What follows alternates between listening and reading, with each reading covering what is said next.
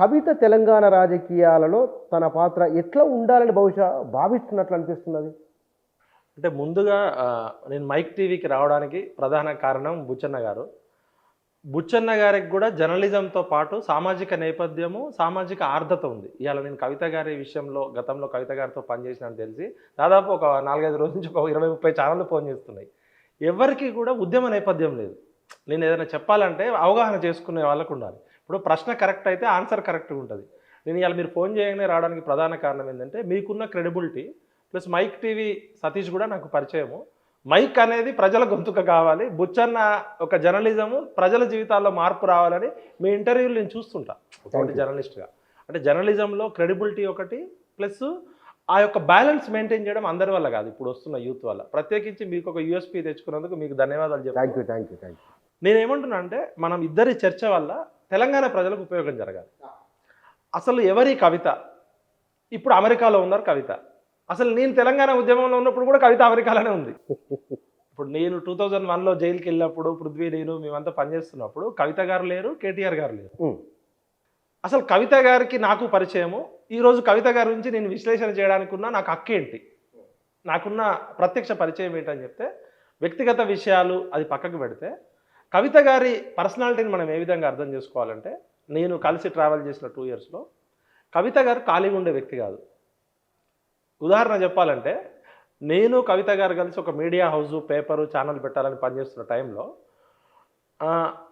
కడుపులో గర్భిణి 6-7 నెలల గర్భిణి కడుపులో ఒక కొడుకుని మోస్తూ డ్రైవర్ పక్కన కవిత గారు ముందుకు వచ్చిన వాళ్ళు, వెనకాల పనమ్మాయి ఒక అమ్మాయి, మళ్ళీ బాబు ఇంకో బాబు 4-5 సంవత్సరాల బాబు. అప్పుడప్పుడు నేను ముందు కూర్చోవాడిని, నా కాళ్ళు పడుకున్నాడు. అంటే కవిత గారు తన కడుపులో ఒక కొడుకుని పెట్టుకొని కారులో ఒక కొడుకుని పెట్టుకొని కూడా నన్ను అడిగేది తెలంగాణ పత్రిక పెట్టాలి, తెలంగాణ సమాజంలో మనం అందరినీ కలవాలని. ఆఖరికి 7 నెలలు ఆ గర్భిణి ఉన్నప్పుడు కూడా తిరిగే అంత కసితో పట్టుదలతో ఉన్న అమ్మాయి.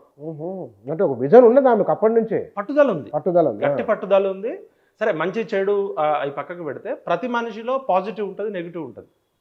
నన్ను ఒక తమ్ముళ్ళలాగానో అన్నలాగానో నేను అందరూ అక్క అనేది, నేను కూడా అక్క అనేది, వయసులో నాకన్నా చిన్నదే అయి ఉండొచ్చు. కానీ కవిత అక్క నాతో పరిచయం అయినప్పుడు ఆమె కసి తెలంగాణకు ఒక ఒక ఛానల్ ఉండాలని డబ్బులు ఉన్నా లేకపోయినా కూడా ఒక సాహసమే చేసింది. సాహసమే. ఎందుకంటే ఆ రోజుల్లో ఒకవైపు ఆంధ్రజ్యోతి పేపరు ఛానల్ వస్తుంది, రివైవ్ అయ్యి సాక్షి పేపర్ వస్తుంది. అసలు జర్నలిస్ట్ అనేటోడు దొరికితే ఎత్తుకపోయే పరిస్థితి ఉండే. ఎందుకంటే ఒకటేసారి సాక్షికి 400 మంది జర్నలిస్టులు కావాలి, ఆంధ్రజ్యోతికి పేపర్కి ఛానల్కి కావాలి, జర్నలిస్టుల కొరత ఏర్పడ్డది. అటువంటి టైంలో నాకున్న వ్యక్తిగత పరిచయాలు నమ్మకంతో 1 ఇయర్ అగ్రిమెంటు, ఈ పత్రికలో పనిచేసినా ఈ టీవీ ఛానల్లో పనిచేసినా కూడా మీకు 1 ఇయర్ మినిమం శాలరీ అగ్రిమెంట్ తోటి స్కైబాబా అని మీకు తెలుసు, స్కైబాబా గారు, అదేవిధంగా శ్రీనివాస్ అని డక్కన్ క్రానికల్లో ఉండే నా జూనియరు, అట్లా కొంతమంది జర్నలిస్టులని ఎడిటర్లని ఒక 10 మంది టీం తోటి ఈ జీవీకే మాల్ ఉంది కదా, జీవీకే మాల్ ఆపోజిట్ ఒక ఆఫీస్ తీసుకొని ఆ రోజుల్లోనే 70,000 కిరాయి ఆఫీస్ తీసుకొని స్టాఫ్ అంతా పెట్టినాం. మాకు గౌరవ ఎడిటర్ ఎవరంటే, ఇప్పుడు నేను సాహిత్యం నుంచి వచ్చినండి కాదు, నేను టీవీ ఛానల్లో పనిచేసినా కానీ ప్రింట్ మీడియాలో పనిచేయలే. తుమ్మేటి రఘోత్తమరెడ్డి గారని పెద్ద మనిషి, ఆయన రాజుడు, యథార్థవాది, స్ట్రైట్గా చెప్పేవాడు. ఆయనను రిక్వెస్ట్ చేసుకొని మేము ఎడిటర్గా పెట్టుకున్నాము. గౌరవ ఎడిటర్గా అల్లం నారాయణ గారి అన్నగారు అల్లం రాజయ్య గారిని పెట్టుకున్నాం. ఇద్దరు ఫేమస్. ఆ టైటిల్ కూడా తెలంగాణ టుడే అనే పత్రిక నా పేరు మీదనే రిజిస్ట్రేషన్ అయింది. ఆర్ఎన్ఐ కూడా నా పేరు మీదనే తీసుకున్నారు. ఇంకా నేనే మొత్తం ఆడ అటెండర్ నేనే, CEO నేనే, అన్ని నేనే, A to Z అందరిని తీసుకొచ్చినాము. ఒక 4-5 నెలలు నడుస్తుంది. అంటే 1 ఇయర్ అగ్రిమెంట్. ఎవరు వచ్చినా ఈ పత్రిక మూతపడ్డా నడిచినా 1 ఇయర్ శాలరీలు ఇచ్చే అగ్రిమెంట్ తోటి జర్నలిస్టు దొరకని సందర్భంలో కవిత గారి సాహసానికి హ్యాట్స్ ఆఫ్ చెప్పాలి. పెట్టినాం.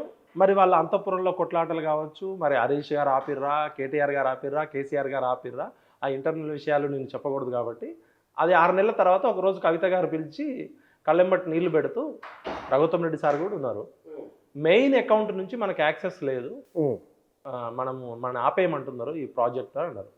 మేమేమో ఆంధ్రోళ్ళకి వ్యతిరేకంగా, నేను అంతకుముందు తేజ ఆంధ్ర ఛానల్లో చాలా ఛానల్స్లో పనిచేసి ఈ ఆంధ్రోళ్ళ దగ్గర పనిచేయడం ఎందుకు, మన తెలంగాణ ఓనర్షిప్ ఉండాలని కేసీఆర్ గారు పార్టీ పెట్టినప్పటి నుంచి ఒక ఛానల్ పెట్టాలి, ఓ పేపర్ పెట్టాలని అనేవాళ్ళం. మన దగ్గర ఎంత అయితే అని చాలాసార్లు కేసీఆర్ గారు అయితే కవిత గారికి ఆ విషయం తెలిసి నాకు యాక్చువల్గా కేసీఆర్ గారితో పరిచయం, తర్వాత కేటీఆర్ గారితో పరిచయం. కవిత గారు నన్ను పిలిపించుకుంది ఆయన పోచంపల్లి శ్రీనివాసరెడ్డి గారి ద్వారా పేపర్ ఛానల్ పెట్టాలని, తెలంగాణ టుడే అనేది ఒక పత్రిక పెట్టాలని. మేము ఫస్టే న్యూస్ పేపర్ పెట్టాలంటే చాలా ఖర్చు అవుతుంది కాబట్టి తెలంగాణ టుడే అనే ఒక వీక్లీ కానీ ఫోర్త్ నైట్లీ కానీ పెట్టాలని చెప్పి వీక్లీగా అప్లై చేసినాం. పర్మిషన్ కూడా వచ్చింది. ఆర్ఎన్ఐ కూడా నా పేరు మీదనే ఉండే, మా ఇంటి అడ్రస్ మీద ఉండే. కంప్యూటర్లు కొన్నాము, చైర్లు కొన్నాము, అంతా నడుస్తుంది. ఈ 6 నెలల దశలో చాలాసేపు ఏడ్చింది తను పాపం వాళ్ళ ఇంట్లోనే, ఇక్కడ మన ఈ పాతింట్లో నందినగర్ పాపం. ఎందుకు అంటే నాకు మెయిన్ యాక్సెస్ అకౌంట్ లేదు, కుటుంబ సభ్యులు ఒప్పుకోవట్లేదు అని చెప్తే తర్వాత అర్థమైంది ఏంటంటే కవిత యాక్టివ్ స్వతహాగా, ప్లస్ ఖాళీగా ఉండే వ్యక్తి కాదు, చాలా షార్ప్ కేసీఆర్ గారి లాగా.